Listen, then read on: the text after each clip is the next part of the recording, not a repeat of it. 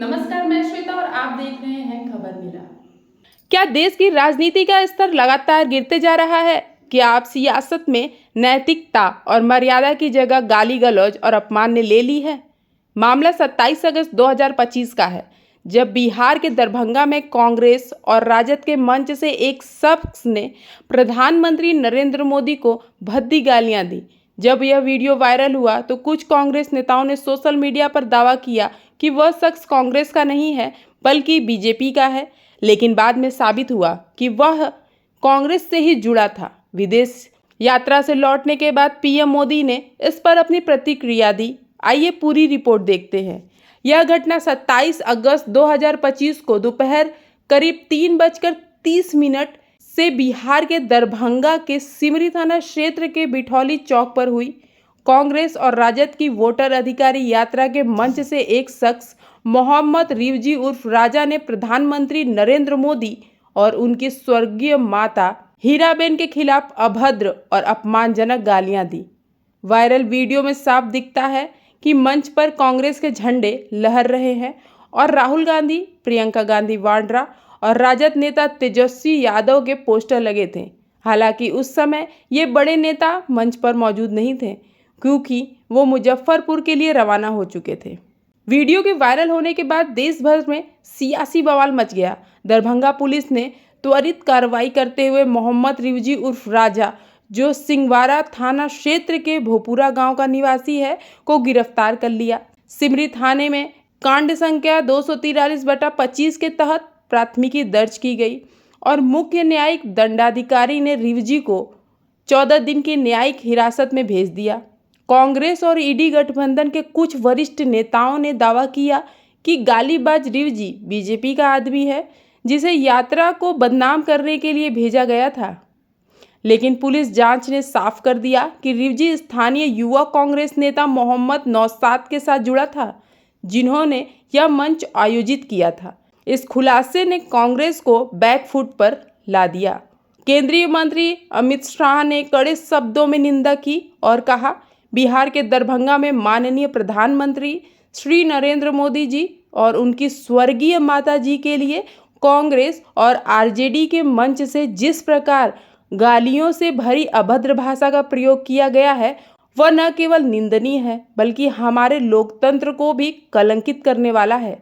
बिहार के मुख्यमंत्री नीतीश कुमार ने भी इस घटना की निंदा करते हुए कहा, दरभंगा में वोटर अधिकारी यात्रा के दौरान कांग्रेस और राजद के मंच से माननीय प्रधानमंत्री श्री नरेंद्र मोदी जी और उनकी स्वर्गीय माता जी के विरुद्ध जिस प्रकार की अभद्र भाषा का प्रयोग किया गया है, वह अत्यंत अशोभनीय है और मैं इसकी निंदा करता हूं। बीजेपी के राष्ट्रीय अध्यक्ष जेडी नड्डा ने भी इस घटना की घोर निंदा की। जिस तरह से कांग्रेस आरजेडी के मंच से देश के यशस्वी प्रधानमंत्री श्री नरेंद्र मोदी जी की दिवंगत पूज्य माता जी को गाली दी गई है, वह घोर निंदनीय और भर्त्सना के योग्य है। यह अभद्रता की सारी सीमा लांघ चुके हैं। ये दो शहजादे का बिहार की धरती पर बिहार की संस्कृति का तिरस्कार भी इन लोगों ने किया है। कांग्रेस आरजेडी ने ऐसा करके बिहार के सांस्कृतिक विरासत और परंपरा को भी बदनाम किया है। राहुल गांधी और तेजस्वी यादव को अविलंब इस कुकृत्य के लिए अविलंब माफ़ी मांगनी चाहिए। राहुल गांधी और तेजस्वी यादव सहित इंडी ठगबंधन के नेताओं को ये हजम नहीं हो रहा है कि एक गरीब माँ का बेटा देश के प्रधानमंत्री पद पर कैसे आसीन है और कैसे देश की जनता ने उन्हें अपने दिलों में बिठाया हुआ है। जिन पूज्य माताजी ने संघर्ष कर और परिश्रम की प्रकाष्ठा कर गरिमापूर्ण जीवन व्यतीत किया, उन पुण्य आत्मा को शतायु होकर देवलोकागमन के बाद उनका इस तरह से कांग्रेस आरजेडी द्वारा सार्वजनिक मंच से अपमान किया जाना देश की महान संस्कृति और भारत की महान परंपरा में ये कभी भी स्वीकार्य नहीं किया जा सकता। माँ जानकी के पावन धरा पर भारत की मातृशक्ति के अपमान का दुस्साहस कांग्रेस और आरजेडी ने किया है। इस कुकृत्य के लिए जितनी भी निंदा की जाए वो कम है।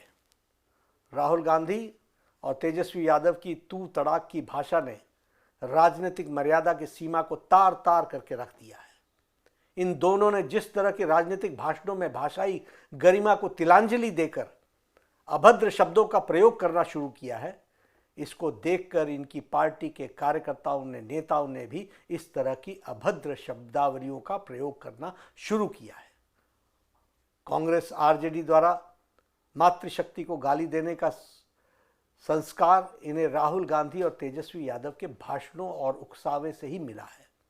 इनके नेताओं ने पहले भी देश के प्रधानमंत्री श्री नरेंद्र मोदी जी को बार बार घोर अपशब्द कहे हैं और इनके माता पिता को लेकर भी अभद्र बातें हमेशा की हैं। बिहार की जनता इस तरह के कुकृत्य को कभी भी बर्दाश्त नहीं करेगी और लोकतांत्रिक तरीके से इसका जवाब देगी। राजनीतिक शुचिता में इस तरह का निष्कृष्ट बयानों की कोई भी जगह नहीं हो सकती है, ये हमें ध्यान रखना चाहिए। केंद्रीय मंत्री स्मृति ईरानी ने अपने एक वीडियो संदेश में तीखी प्रतिक्रिया दी। जो प्रदेश हजारों वर्षों से शिक्षा और संस्कार का केंद्र बिंदु रहा हो, ऐसे बिहार में एक राजनीतिक मंच पर विपक्ष के नेताओं द्वारा प्रधानमंत्री जी की दिवंगत माता का अपमान पूरे देश को आक्रोशित करने वाला है। वो मां जिसका राजनीति से कोई सरोकार नहीं, वो मां जिसने गरीबी में संघर्ष किया ताकि अपने परिवार को संरक्षित रख सके, वो मां जो आज हमारे बीच नहीं है, ऐसी मां का अपमान हम सबको पीड़ा पहुंचाता है। मेरा मानना है देश की, बिहार की सम्मानित माताएं बहनें इस अपमान का मुंह तोड़ जवाब देंगी विपक्ष को। वहीं बिहार की राजनीति में अपनी जगह बनाने की कोशिश कर रहे जन सुराज पार्टी के संस्थापक प्रशांत किशोर ने इस घटना पर सीधा बयान देने से परहेज किया। उन्होंने कहा, भैया जो गाली दे रहे हैं वो जाने और प्रधानमंत्री और उनका दल जाने। इस बयान से उन्होंने इस विवाद में पड़ने से बचने की कोशिश की। 2 सितंबर 2025 को विदेश यात्रा से लौटने के बाद पीएम मोदी ने बिहार राज्य जीविका निधि शाख सहकारी संघ के वर्चुअल उद्घाटन के दौरान इस घटना पर पहली बार खुलकर बोला। भावुक होते हुए उन्होंने कहा, यह घटना बिहार के आगामी विधानसभा चुनाव से पहले सियासी माहौल को और गर्म कर दिया है। बीजेपी इसे मातृशक्ति के अपमान के रूप में पेश कर रही है। लोग इसे बिहार की संस्कृति का अपमान बता रहे हैं। दूसरी ओर कांग्रेस और रक्षात्मक प्रतिक्रिया और तेजस्वी यादव की चुप्पी ने बीजेपी को नैरेटिव सेट करने में बढ़त दे दी है।